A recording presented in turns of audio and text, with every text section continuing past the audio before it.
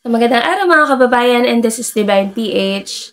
And yun nga po, nag-travel na naman si President Bongbong Marcos. Siyempre yan na naman sasabihin ng mga negatron dyan eh. Ay, pa-travel-travel na naman. Ay, pagala-gala na naman. Sino po ba sa mga nagdaang Pangulo ang hindi nag-travel? May masasabi ba kayong mga hindi nag-travel? Sige nga. Sino? Name it. Sa mga nagdaang Pangulo na hindi nag-travel o hindi lumabas ng bansa. Wala, di ba? Kasi halos lahat po sila lumabas ng bansa. Kasi parte po yan ng trabaho nila bilang presidente. No? Kaya yung mga nag-i-issue dyan, ano kayo? Porkit hindi kayo makapag-travel. Inggit lang siguro kayo, no? Ito pong foreign trip po ni President Bongbong Marcos sa Australia is opportunity po ito para sa ating bansa. So, alam niyo naman po na kumbaga matagal nang magkaalyado ang Pilipinas at Australia. Yung kumbaga bond relationship ng Australia at Pilipinas, hindi lamang po ng pamahalaan nito, pati po ng mga Pilipino at ng mga Australian is parang ganito po oh, yung bond ng mga Pilipino at ng mga Australian. So itong foreign trips po ni President Bongbong Marcos, malaki po ang itutulong nito sa ekonomiya ng ating bansa kasi marami pong opportunity ang pwedeng pumasok dyan. Una na po dyan yung investment. Di lamang po investment, jobs, opportunities. Yung mga job opportunities po natin. Kasi sabi nga po dun sa speech kanina, parang nasa 400,000 ata yung, I'm not sure correct me if I'm wrong. Pero yung community po ng Pinoy, Pilipino na nagtatrabaho sa Australia is malaki po. Isa sa malaki pong community ng mga Pilipinong nasa Australia ngayon, ng mga nagtatrabaho nasa Australia.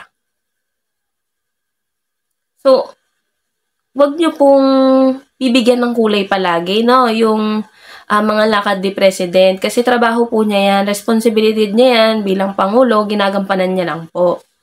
Kasi lagi na lang ginagawa ng issue, no? So, economic growth po ang dala nito para sa ating bansa. At syempre, opportunity na magkaroon ng magandang trabaho ang ating mga kababayan. Kasi malaking tulong po pag may mga investor na gustong mag-invest dito sa bansa natin. Biruin nyo, hindi lang naman Australia. Hindi lang naman Australia, marami pong bansa. Saka isa pa, ito naiinis kasi ako. Kung sino pa yung kalahi natin, yung mga kalahi natin, sila pa yung bastos sa kapwa nila. Alam mo yun? Kung sino pa yung kalahi natin, sila pa yung bastos, nagda-down sa mga kalahi nila. Pero alam nyo ba yung Australia, yung government ng Australia, grabe yung papuri at respeto kay President Bongbong Marcos. Dinaig pa tayo. Kayo kasi yung bastos eh. Dinaig pa kayo ng mga nasa Australia. Kahit ako, naka-encounter ako ng ganyan, sasabihan ako, bobo ako. Porket ba, nag-share ako ng mga nagawa ng Pangulo? Bobo na ako nun? Tanga na ako nun? Ano tawag niyo sa inyo? Matalino na kayo niyan. Kung sino pa yung kalahi mo, sila pa yung mga bastos, kala mo walang pinag-aralan. Nakala mo kung sinong makapagsalita sa kapwa nila. Yan yung napapansin ko ngayon eh. Na pag may sinabi ka na against sa gusto nila, grabe yung character assassination, lalaitin ka pa. From the first place, sino ba yung nagsimula? Di ba kayo? Tapos pag bumalik sa inyo, galit na galit kayo. Ako po, kailan lang ako kasi nagba-vlog ako pero hindi kita yung mukha ko. nagko-coverage po ako ng mga ginagawa ni President, yung mga activity ni President, nagko-coverage po ako, pero hindi kita ang mukha ko. Ngayon lang. Kasi, nag-start po ito nung bagong Pilipinas Kick-Off Rally. Kasi hindi ko ma-take yung mga sinasabing negative ng mga tao na kapwa mo pa, kalahi mo pa, yung magsasalita ng ganun. Nang babastusin ka nila. Mumurahin ka pa. Sabihan ka pang tanga, kala mo naman kung sino silang mga matatalino. Hindi natin ginagamit yung mga pinag-aralan natin. Akala nyo ba sa ginagawa nyo, yung taong pinagsasalitaan nyo ng di maganda ang nasisira, yung pagkatao nyo yung nasisira? Pagkatao nyo nasisira kasi hindi nyo namamalayan na nagiging masama na kayo. Marami niyan yung mga nagko-comment dyan. Gamit pa nila minsan yung mga troll account nila. Kinahihiya nyo na bastos kayo. Ang lakas na loob nyo mong bastos, is kinahihiya nyo. Ako, hindi ako gumagamit ng troll account. Pag nag-reply ako, yung account ko mismo pinare-reply ko.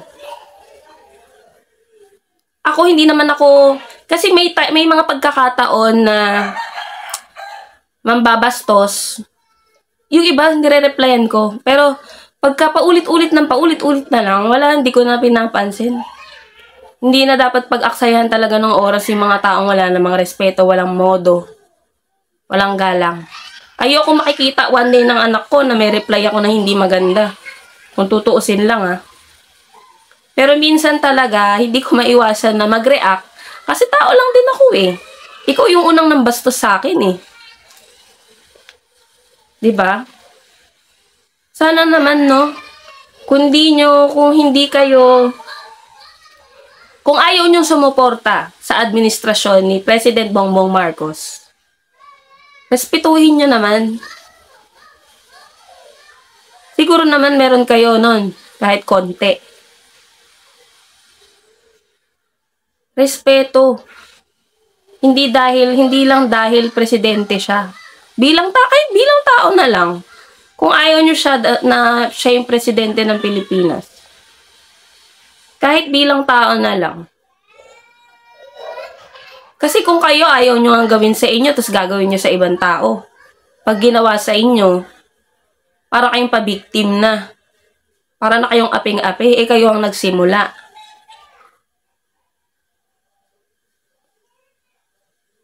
So yun po, yung mga foreign trips po ni President Bongbong Marcos is makatutulong po yan sa bansa natin, sa ekonomiya natin, sa pag-unlad. Kasi malaking bagay po yung mga investment na pumapasok sa bansa natin.